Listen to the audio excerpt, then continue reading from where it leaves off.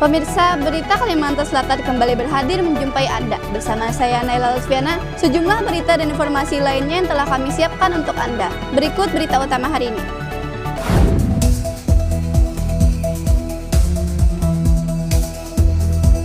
Revitalisasi Sungai Veteran telan anggaran 209 miliar rupiah.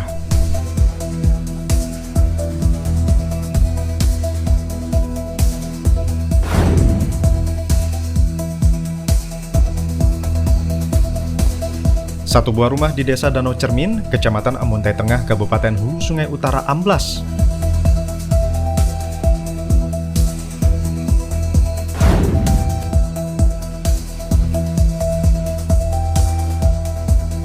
Menyambut Hari Raya Tri Suci Waisak, Vihara Dhammasoka gelar cek kesehatan gratis bagi umat dan masyarakat umum.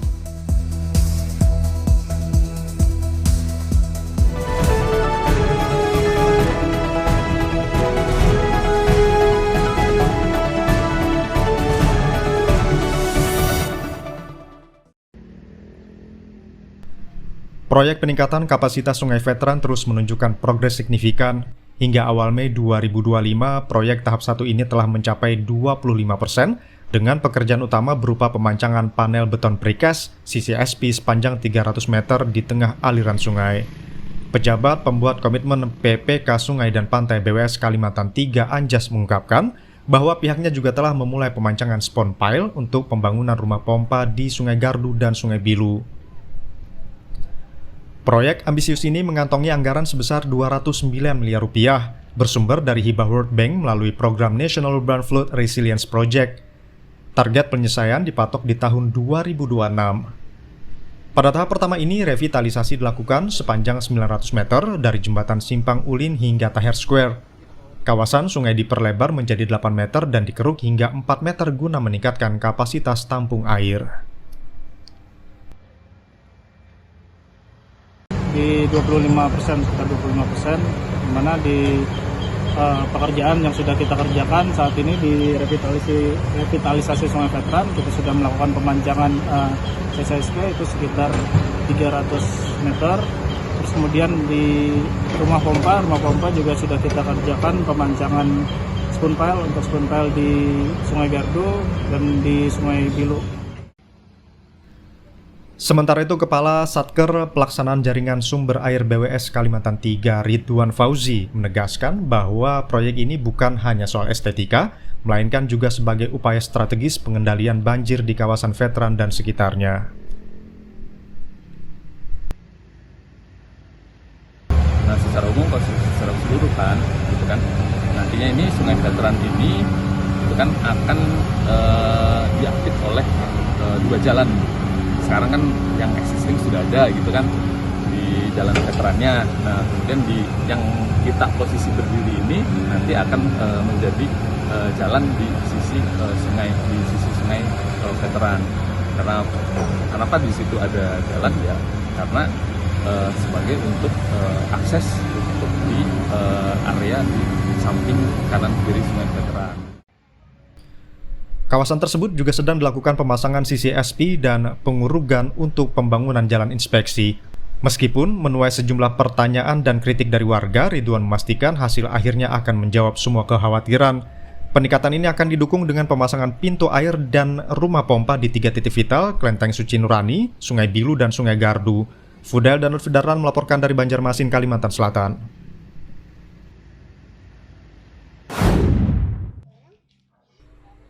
Bupati Hulu Sungai Utara Sahrujani meninjau rumah amblas di Desa Danau Cermin, RT 03, Kecamatan Amuntai Tengah, Sabtu kemarin.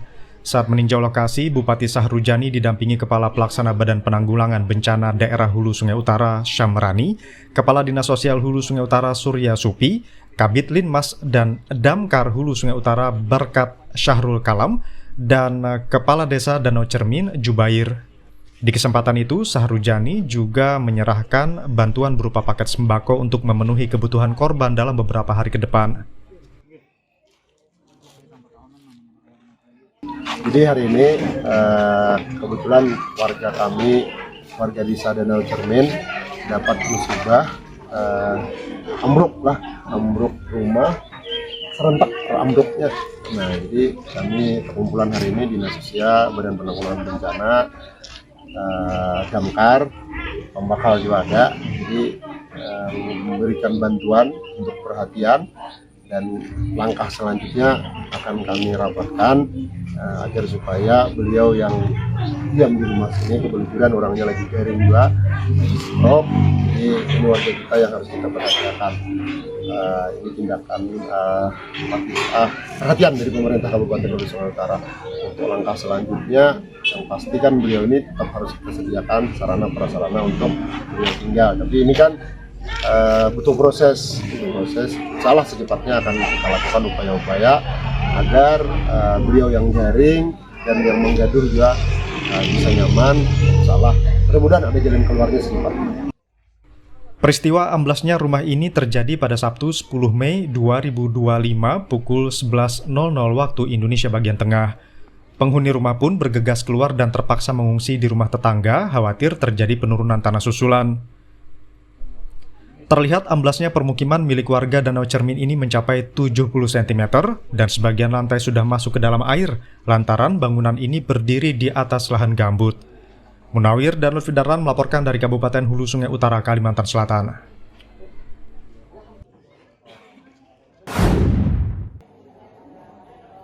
Suasana di Vihara Dhammasoka di Jalan Kapten Pierre Tendean terasa berbeda pagi itu. Tak hanya umat Buddha yang datang, tetapi juga masyarakat umum untuk mengikuti pengobatan dan pemeriksaan kesehatan gratis yang diselenggarakan oleh pihak Vihara. Kegiatan ini digelar menyambut Hari Trisuci Waisak 2569 BE. Kegiatan ini menjadi salah satu bentuk nyata ajaran Buddha tentang cinta kasih atau metta dan kepedulian terhadap sesama. Koordinator Kesehatan Vihara, Sony, menjelaskan pemeriksaan kesehatan meliputi cek tekanan darah, gula darah, kolesterol, hingga konsultasi medis dasar. Selanjutnya dokter akan membuatkan resep obat untuk diberikan kepada masyarakat sesuai dengan hasil pemeriksaan yang dijalani. Ia menambahkan 100 orang yang menjadi target pemeriksaan kesehatan gratis ini diharapkan berguna dan membuat mereka lebih peduli terhadap kesehatan. Pemeriksaan kita target adalah hari ini 100 orang, termasuk masyarakat sekitar. Kalau donor darah mungkin bisa 70-80 orang, begitu. Setelah diperiksa ini mungkin diberikan obat-obatan yang menjadi rekomendasi hasil pemeriksaan, Pak lah? Iya, betul. Semua obat dari dokter dulu diresepkan, baru kita kasih ke umat dan masyarakat sekitar. Sementara itu, salah seorang umat, Susi, menyambut antusias pemeriksaan kesehatan gratis yang diselenggarakan Vihara. Ia sendiri mengaku menjalani pemeriksaan kolesterol, asam urat, dan gula darah. Syukurnya kolesterol Susi dinyatakan normal oleh dokter. Ia juga mendapatkan beberapa obat-obatan untuk dikonsumsi, seperti obat kolesterol, anti nyeri, dan vitamin. Ia merasa bersyukur dengan adanya pemeriksaan kesehatan ini karena dapat lebih memperhatikan kesehatan di usia yang tak lagi muda. Kolesterol, asam urat, sama gula darah yang nggak normal. Saya kolesterol 272. Kata dokter seringan makan telur rencana saya, soalnya sarapan pagi-pagi itu telur 2 biji, katanya nggak boleh. Tadi diberikan obat-obatan bola? Ada obat kolesterol, anti nyeri, sama vitamin. Vihara Dhammasoka sendiri setiap tahunnya rutin menggelar kegiatan sosial dalam menyambut Waisak. Namun tahun ini terasa lebih hangat dengan antusiasme masyarakat yang meningkat. Selain pemeriksaan kesehatan, mereka juga membagikan paket sembako kepada warga sekitar Vihara. Fudail dan Lutfi Darlan melaporkan dari Banjarmasin, Kalimantan Selatan.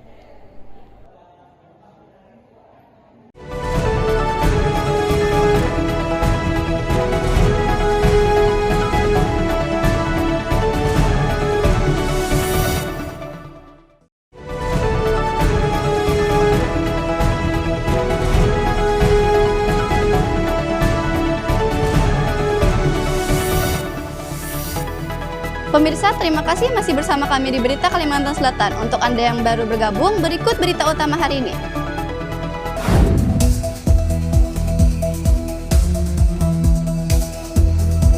Revitalisasi Sungai Veteran telan anggaran 209 miliar rupiah.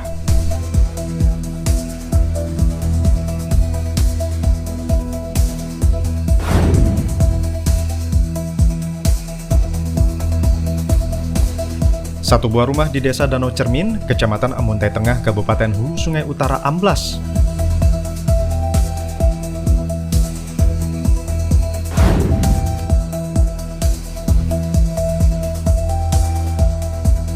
Menyambut Hari Raya Tri Suci Waisak, Vihara Dhammasoka gelar cek kesehatan gratis bagi umat dan masyarakat umum.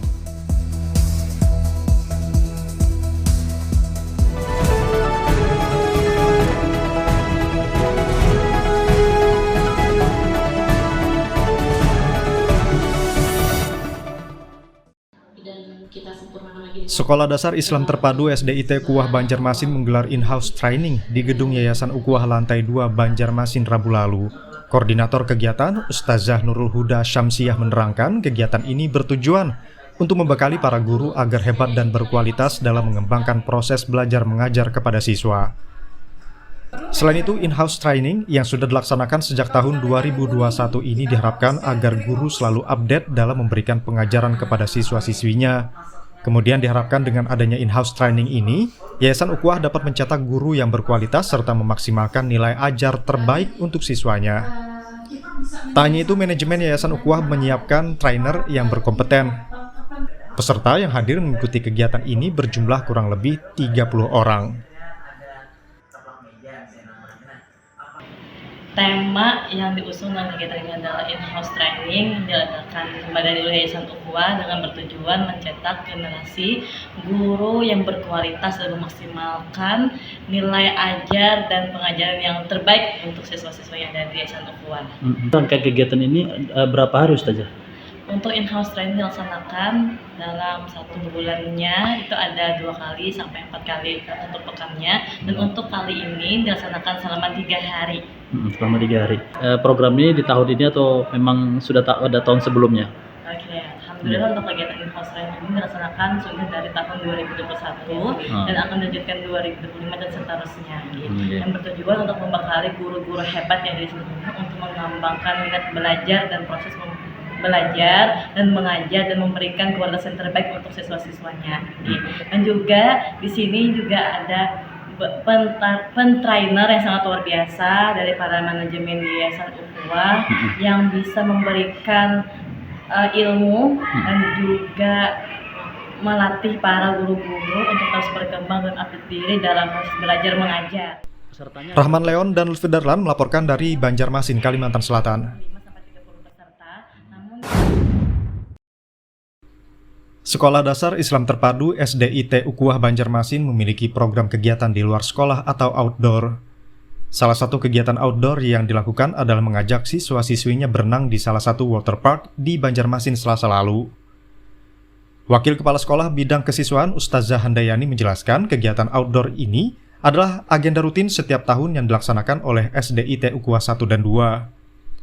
Kegiatan tersebut diikuti secara bergantian dari siswa jenjang kelas 1 hingga kelas 5 SDIT Ukuah 1 dan 2. Kegiatan outdoor berenang ini dilakukan berdasarkan capaian mata pelajaran olahraga masing-masing jenjang. Tujuannya adalah pemenuhan capaian pembelajaran dari mata pelajaran olahraga. Kemudian tentunya memberikan pengalaman bermakna bagi siswa. Untuk berenang itu salah satu bagian dari program sekolah kita, yaitu disebut dengan outdoor ya saja ya, outdoor berenang, di mana agenda ini merupakan agenda rutin setiap tahun di sekolah di SD Islam Terpadu Ukuah dan SD Islam Terpadu Ukuah 2, dan memang diagendakan secara bergantian dari jenjang kelas 1 hingga jenjang kelas 5 seperti itu. Setahun itu berapa kali dilaksanakan? Minimal 1 kali kami agendakan, karena ini sesuai dengan capaian pembelajaran di masing-masing jenjang berdasarkan capaian di mata pelajaran olahraga. Tujuannya yang pertama pemenuhan SKL, kemudian juga pemenuhan dari capaian pembelajarannya ingin sesuai dengan yang sudah disusun, kemudian juga tentunya memberikan pengalaman yang bermakna untuk siswa. Ustazah Handayani berpesan kepada para siswa yang mengikuti kegiatan outdoor ini diharapkan benar-benar bisa menikmati kegiatan ini. Rahman Leon dan Lutfi Darlan melaporkan dari Banjarmasin, Kalimantan Selatan.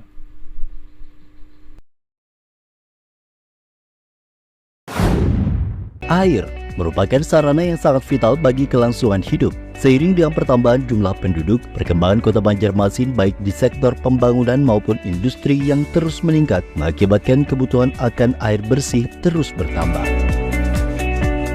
Untuk itu, PAM Banjarmasin sebagai perusahaan pengelola air bersih di Kota Banjarmasin dituntut untuk dapat memenuhi kebutuhan akan air bersih. Kota Banjarmasin menjadi salah satu penyangga ibu kota negara, memiliki jumlah penduduk 708.516 jiwa pada tahun 2021 dengan luas wilayah 98,46 km persegi, juga dijuluki sebagai kota 1000 sungai. Semakin meningkatnya jumlah penduduk membuat sarana dan prasarana Kota Banjarmasin harus ditingkatkan, terutama untuk pendistribusian air bersih yang dialirkan kepada masyarakat dengan kualitas, kuantitas, kontinuitas, serta tekanan hingga kebutuhan air bersih bisa dirasakan masyarakat Kota Banjarmasin sampai dengan wilayah terujung. Berdasarkan Perda Nomor 1 Tahun 2022 tentang perubahan bentuk Badan Hukum Perusahaan Daerah Air Minum Banjarmasin, resmi berubah menjadi Perusahaan Perseroan Daerah PT Air Minum Banjarmasin atau Perseroda.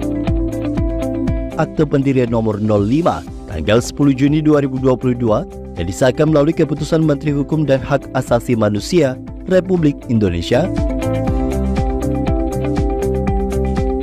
PAM Banjarmasin mempunyai visi, yaitu mewujudkan perusahaan air minum yang berdaya saing global, cerdas, dan unggul dalam pelayanan serta pengelolaan secara berkelanjutan. Sedangkan misi PT Air Minum Banjarmasin adalah mengembangkan karyawan profesional berakhlak mulia, menjaga ketersediaan sumber daya air baku yang berkelanjutan, menerapkan pelayanan prima dan inovasi sistem teknologi terkini, melaksanakan manajemen mutu, lingkungan, keselamatan dan kesehatan kerja atau K3, mengembangkan diversifikasi usaha. PAM Banjarmasin Kota Banjarmasin berupaya untuk tetap terus eksis dalam memberikan pelayanan terbaik kepada pelanggan. Sejalan dengan perkembangan Kota Banjarmasin dan sekitarnya, disadari bahwa kapasitas sumber daya dan kemampuan sistem produksi yang tersedia masih terbatas dan perlu terus ditingkatkan. Untuk itu, perlu disusun program kerja, anggaran, dan perencanaan strategis yang terpadu agar dapat dipergunakan oleh pihak manajemen sebagai bahan referensi untuk mengambil keputusan pengembangan investasi, serta kesiapan menghadapi tantangan ke depan guna mencapai pelayanan prima yang lebih baik lagi.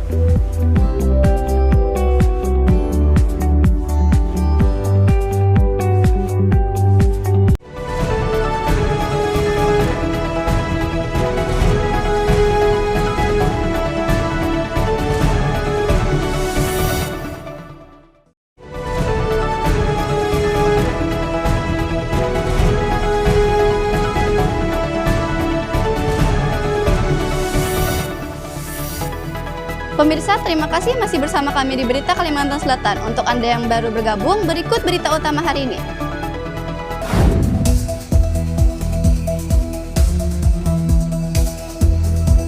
Revitalisasi Sungai Veteran telan anggaran 209 miliar rupiah.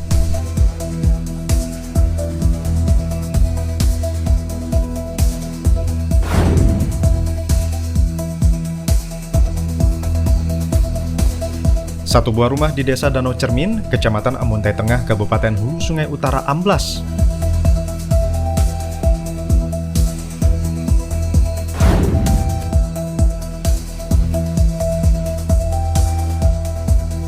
Menyambut Hari Raya Tri Suci Waisak, Vihara Dam Masoka gelar cek kesehatan gratis bagi umat dan masyarakat umum.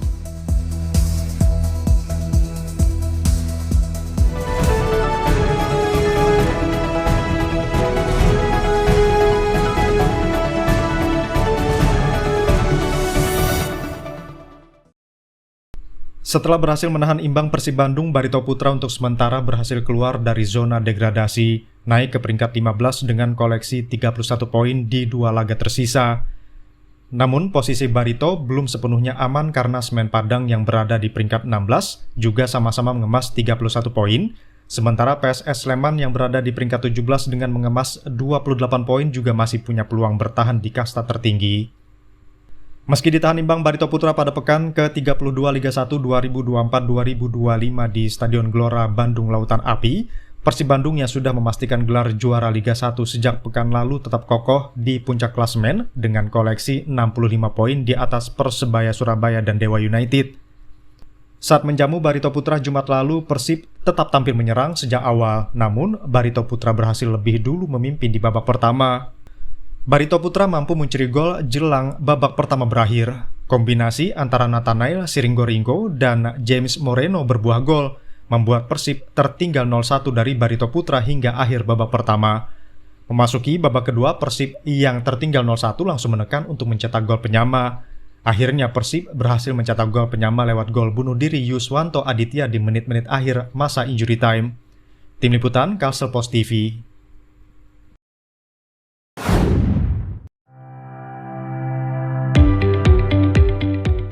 PT Air Minum Intan Banjar Perseroda merupakan BUMD air minum yang melayani dua wilayah atau daerah, yaitu Kabupaten Banjar dan Kota Banjarbaru.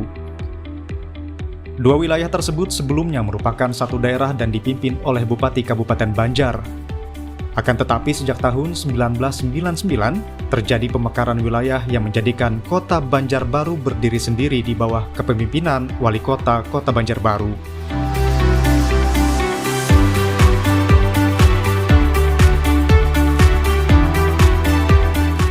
Kabupaten Banjar memiliki luas wilayah kurang lebih 4.688 km persegi, serta memiliki 19 kecamatan.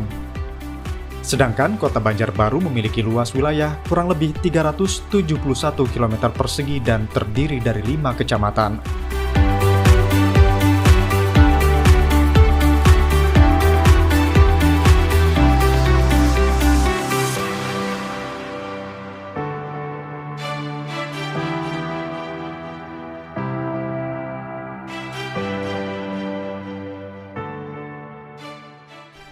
PT Air Minum Intan Banjar Perseroda memiliki visi dan misi.